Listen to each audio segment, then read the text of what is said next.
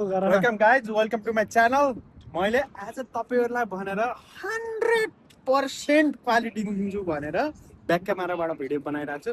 म चाहिँ अहिले सिडनीको डार्लिङ हार्बरमा छु होइन। अनि अब अहिलेको कन्टेन्ट अनुसार चाहिँ नेपालको कन्टेक्समा अब अहिलेको राजनीतिक उथल पुथलदेखि लिएर यताउति सबै भइरहेछ। त्यो कुरा राम्रो पनि हो, नयाँ सरकार आइरहेछ, सबै कुरा नयाँ भइरहेछ, त हामी सबै खुसी छौँ त्यसमा। तर अब चाहिँ हाम्रो नेपाल सरकारमा के हुनु पर्यो, नेपालमा के हुनु पर्यो, हामीलाई त्यस्तो यताउति करप्टेड गभर्मेन्ट यताउति भनेर केही मतलब छैन। हामीलाई जस्ट विकास चाहियो। विकास, म पनि विकासै हो, अनि हामीलाई पनि विकास चाहिएको नेपालमा।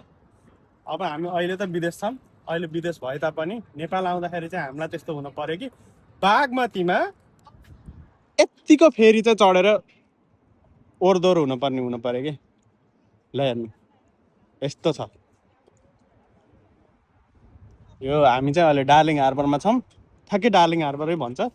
कस्तो राम्रो छ, यत्तिकै एक्सपेक्टेसन चाहिँ नगरौँ, किन भन्दाखेरि यो त अब समुद्रको ठ्याक्कै छेउछेउ हो नि त, समुद्रै भनौँ न, समुद्रसित कनेक्ट भएको बे जस्तो टाइपको ठाउँ हो। तर नेपालमा पनि यत्तिको गर्न त सकिँदैन, त्यही पनि जति सकिन्छ राम्रो चाहिँ हुनु पर्यो। That is important. And we love our country and we love where we are. And then यस्तो बवाल भ्यू देखिरहेछ नि, हामीलाई त्यस्तै चाहिएको हो, अरू केही पनि चाहिएको होइन।